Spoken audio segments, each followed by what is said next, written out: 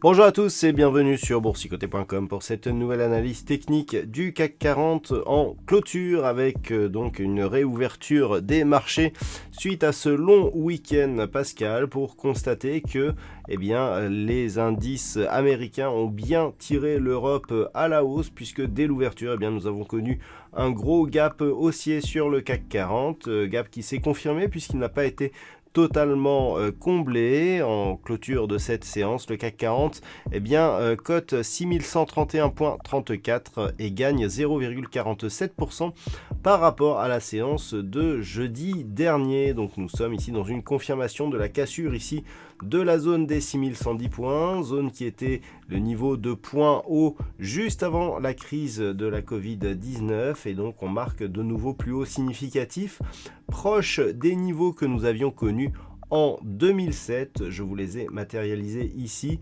Nous avions une zone de point haut ici à 6168,15. C'est donc la zone remarquable à surveiller désormais, sachant que l'objectif de hausse donc de l'indice parisien se situe désormais à 6215 points. Du point de vue des indicateurs techniques, nous restons dans une dynamique fortement haussière. Ici, les histogrammes du MACD repassent dans la zone supérieure de leur zone d'évolution. Le RSI, quant à lui, reste à la limite de sa zone de surachat. On entre tout de même dans cette zone. Alors pour l'instant, il y a une légère divergence baissière sur cet indicateur, puisque nous sommes à un plus haut sur l'indicateur inférieur à ce qu'il était ici sur cette zone d'évolution à la mi-mars, où il y avait donc les précédents points hauts significatifs. Mais on ne sait pas encore si on est au sommet de cette zone de points hauts, donc c'est ce qu'il va falloir surveiller pour ces jours prochains. Alors la configuration, elle est relativement simple. J'avais attiré votre attention sur le fait qu'on avait ici une zone de résistance qui pouvait être assez compliquée à franchir. On a réussi dans la lignée donc de NFP qui ont été très favorables vendredi dernier aux États-Unis. On valide donc la poursuite du mouvement haussier porté bien sûr par une perspective de croissance, portée par des perspectives de reprise toujours aussi fortes aux États-Unis qui pourraient donc profiter à tous les pays européens.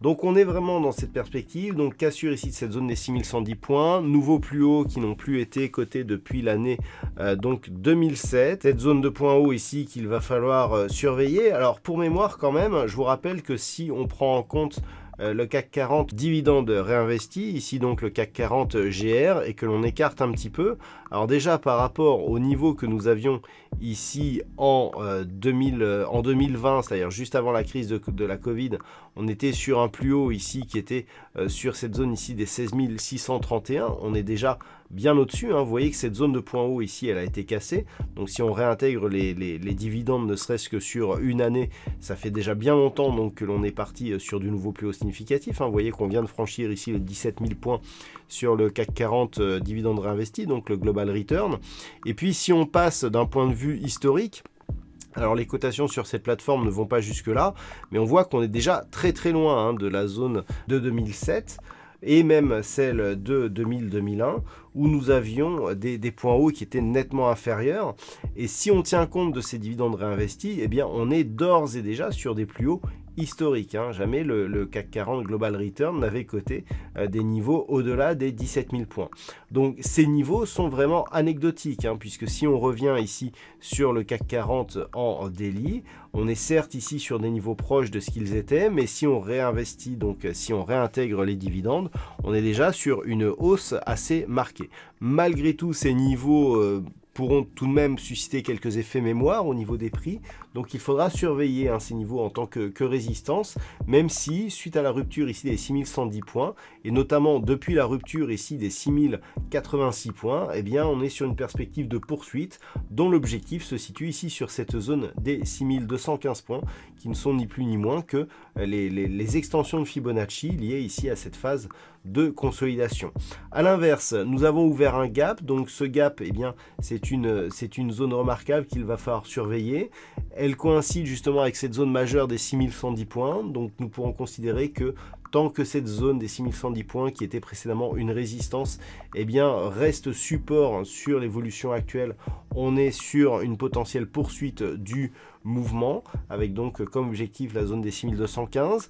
Chose aussi qui est importante, c'est que depuis cette phase ici et donc cette phase de consolidation, eh bien on revient sur un contact ici sur la bande de Bollinger supérieure. On peut d'ailleurs remarquer que nous avons une attaque de la bolle supérieure, retour ici sur la moyenne mobile 20 exponentielle qui au passage agit comme un support, et donc reprise ici du mouvement haussier avec nouveau contact. Donc clairement on est sur une validation de la poursuite de la dynamique haussière court terme, en tout cas sur cette unité de temps daily, avec donc une probabilité de poursuite en direction de nouveaux plus hauts significatifs qui est relativement forte. Donc voilà ce que l'on peut dire sur cette configuration technique pour ce soir. D'un point de vue statistique, eh bien, on a une configuration qui ne nous permet pas, vu le gap et la sortie des bols, eh bien, d'avoir un nombre d'occurrences assez fort. On est sur donc une configuration qu'il va falloir surveiller en fonction des niveaux horizontaux. Voilà donc pour ce point CAC 40 pour ce soir. Je vous souhaite une bonne soirée et on se retrouve donc dès demain pour d'autres analyses techniques, toujours sur le site boursicoté.com.